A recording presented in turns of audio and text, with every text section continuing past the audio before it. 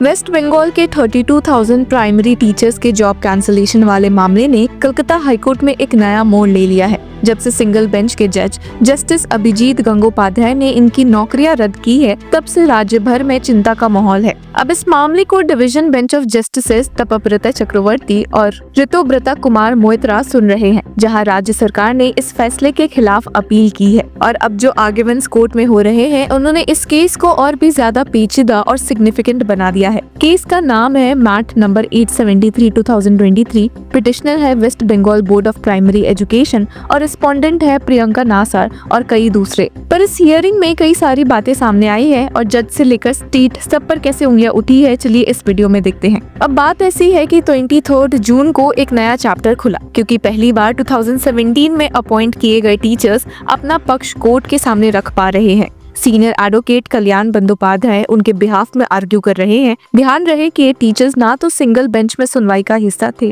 ना ही पहले division bench में, तो ये मौका उनके लिए बहुत ही क्रूशियल है। हियरिंग के दौरान एजुकेशन बोर्ड की ओर से मौजूद एडवोकेट जनरल किशोर दत्ता ने कोर्ट के सामने एक बहुत ही गहरा सवाल उठाया कि क्या जस्टिस गंगोपाध्याय ने केस की सुनवाई के दौरान सभी पक्षों को बराबर का मौका दिया था। एजी दत्ता का कहना है कि जुडिशियल प्रोसेस वन साइडेड थी और जज ने जल्दबाजी में फैसला सुना दिया। उनका ये भी कहना था कि पूरे ट्रायल में ना ट्रांसपेरेंसी थी, ना ही न्यूट्रलिटी। ये बात सिर्फ एक टेक्निकल इशू नहीं है, ये डायरेक्टली पूरे जस्टिस सिस्टम की क्रेडिबिलिटी पर सवाल उठाता है। जब एक जज पर ये आरोप लगता है कि उन्होंने किसी पक्ष को सुनने का मौका नहीं दिया, तो फिर पूरा प्रोसेस क्वेश्चनेबल हो जाता है और यही से केस का डायरेक्शन बदल गया। अब हियरिंग के दौरान डिविजनल बेंच ने एक और इम्पोर्टेंट इशू उठाया। एक्सटर्नल एजेंसीज जो आंसर शीट्स इवैल्यूएट कर रही थी, उनको किस बेसिस पर अपॉइंट किया गया? क्या कोई ट्रांसपेरेंट प्रोसेस था? क्या उन एजेंसीज की क्वालिफिकेशन या बैकग्राउंड वेरीफाई की गई थी? इन सब सवालों का कोई क्लियर जवाब कोर्ट में नहीं दिया गया है। तो कोर्ट ने एक्सप्रेस किया कि अगर रिक्रूटमेंट प्रोसेस ही ओपेक हो तो उस पर भरोसा कैसे किया जाए। ये कंसर्न सिर्फ एक रिक्रूटमेंट ड्राइव का नहीं, बल्कि स्टेट लेवल एजुकेशन सिस्टम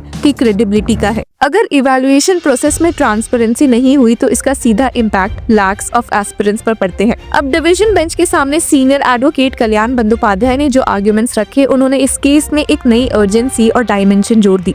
उन्होंने कहा कि justice can not be one way traffic, और इसी लाइन ने हियरिंग का मूड सेट कर दिया। उनका सबसे स्ट्रॉन्ग आर्ग्यूमेंट था कि 32,000 टीचर्स को केस में पार्टी बनाया ही नहीं गया। जब किसी व्यक्ति की नौकरी छीन ली जाए बिना उससे कुछ पूछे, तो वो नेचुरल जस्टिस के प्रिंसिपल्स के बिल्कुल खिलाफ है। कोर्ट का काम होता है सभी अफेक्टेड लोगों को सुनना, उन्हें नोटिस देना और तब फैसला लेना। सीनियर एडवोकेट बंदोपाध्याय ने ये भी पॉइंट किया कि ओरिजिनल पिटीशन में किसी ने भी ये डिमांड नहीं किया था कि पूरे 32,000 जॉब्स को कैंसिल किया जाए। फिर भी सिंगल बेंच जज ने अपने आदेश में इससे इंक्लूड किया। How is this legally valid? Court किसी केस में वही डिसाइड करता है जो सामने रखा गया हो। अगर जज अपनी मर्जी से बियॉन्ड प्लीडिंग्स चला गया तो वो मिसयूज ऑफ जुडिशियल पावर माना जाता है। सीनियर एडवोकेट बंदोपाध्याय ने करप्शन के एलिगेशंस पर भी सवाल उठाए। उनका कहना था कि आप करप्शन का इल्जाम लगा रहे हो, पर कोई स्पेसिफिक एविडेंस या सीबीआई रिपोर्ट आपके पास है? सिर्फ सस्पेशन या जनरलाइज स्टेटमेंट्स पर 32,000 नौकरियां छीन लेना कैसे सही हो सकता है? ये पॉइंट बहुत क्रूशियल है। अगर किसी पर करप्शन का आरोप लगता है तो सबसे पहले उसके खिलाफ कॉन्क्रीट एविडेंस होना चाहिए। अगर वो एविडेंस नहीं है तो आप इनोसेंट टीचर्स की नौकरी कैसे ले सकते हो? सीनियर एडवोकेट बंदोपाध्याय ने ये भी पॉइंट रेज किया कि जो अपॉइंटमेंट हुआ है वो प्रॉपर नोटिफिकेशंस को फॉलो करके हुआ है, जिसमें से एक में स्पेसिफिकली कहा गया था कि the selection will be made by WB primary 2016 rules. Those who will be appointed without profession qualifications shall acquire that within a period of 2 years from the appointment. The judgment was contrary to the notifications. उन्होंने supreme court और कई high courts के judgement का reference देते हुए भी argue किया कि अगर रिक्रूटमेंट प्रोसेस में कुछ इरेगुलरिटीज थी भी तो उसके लिए जिम्मेदार टीचर्स नहीं बल्कि बोर्ड और रिक्रूटमेंट एजेंसी थी। सिलेक्शन प्रोसेस में अगर कोई गड़बड़ी थी तो क्या हर एक टीचर ने उसमें पार्टिसिपेट किया था? क्या सभी ने चीटिंग की? ये कलेक्टिव पनिशमेंट की। उन्होंने कहा कि you can not punish the result of the systems failure by targeting individuals who trusted the system. Senior advocate Bandopadhyay ने इस बात को भी स्ट्रांगली उठाया कि जस्टिस गंगोपाध्याय ने एक लीगली अननोन प्रोसीजर फॉलो किया है। मतलब ना तो अफेक्टेड पार्टीज को बुलाया गया, ना उनसे एक्सप्लेनेशन लिया गया और एक साइडेड वर्डिक्ट सुना दिया गया। उनका कहना था कि जब भी अपॉइंटमेंट कैंसिल होता है तो अफेक्टेड लोगों को नोटिस देना मैंडेटरी होता है। ये जुडिशियल प्रोसेस का एक बेस प्रिंसिपल है। अगर ये नहीं किया तो वर्डिक्ट ही इलीगल हो जाता है। अब हियरिंग के दौरान डिवीजन बेंच के जज जस्टिस तपाब्रता चक्रवर्ती ने एक क्रूशियल रिमार्क भी दिया। उन्होंने कहा कि please refrain from political commentary in court. इसका मतलब ये था कि कोर्ट इस मैटर को सिर्फ लीगल नजरिए से देख रहा है, पॉलिटिकल इन्फ्लुएंसेस को साइड में रखकर। अब बात ऐसी भी है कि सिंगल जज जस्टिस अभिजीत गंगोपाध्याय, जिन्होंने ये ऑर्डर दिया, उन्होंने अर्ली रिटायरमेंट लेते हुए सीधे बीजेपी ज्वाइन कर लिया था, जिसकी वजह से भी उनके जजमेंट्स को इतनी स्क्रूटनी से देखा जा रहा है। पर डिवीजन बेंच का ये एक पॉजिटिव इंडिकेटर है जो दिखाता है कि वे इम्पार्शियल और बैलेंस तरीके से इशू को हैंडल कर रहे हैं। अगली सुनवाई 1 जुलाई को होने वाली है। उसी दिन अपोजिशन साइड अपने आर्ग्यूमेंट्स रखेगी। फिलहाल तो सीनियर एडवोकेट कल्याण बंदोपाध्याय के स्ट्रॉन्ग पॉइंट्स ने टीचर्स के बीच एक नई उम्मीद जगाई है। टीचर्स के लॉयर्स का कहना है कि डिवीजन बेंच सभी लीगल एस्पेक्ट्स को डिटेल में एग्जामिन कर रहा है और इस बार फेयर हियरिंग हो रही है। मगर फाइनल वर्डिक्ट आने तक 32,000 फैमिलीज का फ्यूचर अनसर्टेन ही है। इस केस का आउटकम सिर्फ इन टीचर्स की नौकरियों को अफेक्ट नहीं करेगा, बल्कि ये डिसाइड करेगा कि वेस्ट बंगाल के एजुकेशन सिस्टम में कितनी ट्रांसपेरेंसी और लीगल अकाउंटेबिलिटी है। आज का सवाल ये नहीं है कि रिक्रूटमेंट में गड़बड़ हुई या नहीं। सवाल ये है कि जब सिस्टम फेल करता है तो उसका बोझ आम लोगों पर क्यों डाला जाता है। ये टीचर्स उन्हीं एंट्रेंस एग्जाम से गुजरे हैं, उन्हीं इंटरव्यूज में बैठे हैं जहाँ से दूसरे सेलेक्ट हुए।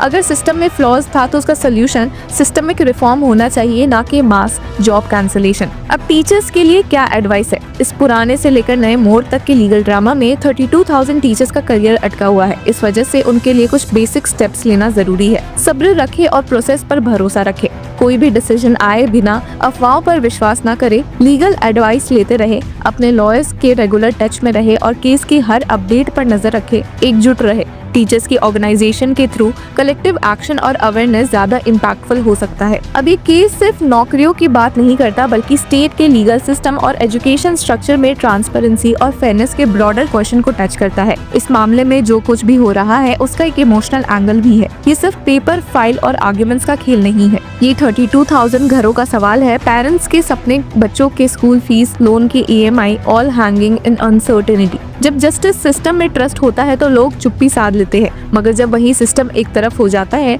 तब लोग आवाज उठाते हैं। ये केस उसी आवाज का एक मिसाल है जहां 32,000 लोग कह रहे हैं, सुनो हमें भी। अगले कुछ दिनों में जो फैसला आएगा उस पर सिर्फ टीचर्स नहीं बल्कि पूरा देश नजर रखेगा। ये सिर्फ वेस्ट बंगाल का केस नहीं है, ये पूरे भारत के लीगल और एजुकेशनल सिस्टम्स के लिए एक लिटमस टेस्ट बन चुका है। अब देखना ये है कि क्या जस्टिस सच में सबके लिए एक जैसा होता है या सिर्फ एक तरफा ट्रैफिक जैसे चलती रहेगी। तो व्यूअर्स, आपकी क्या राय है हमें कमेंट सेक्शन में जरूर बताएं और तब तक के लिए कीप फॉलोइंग लॉ चक्रा।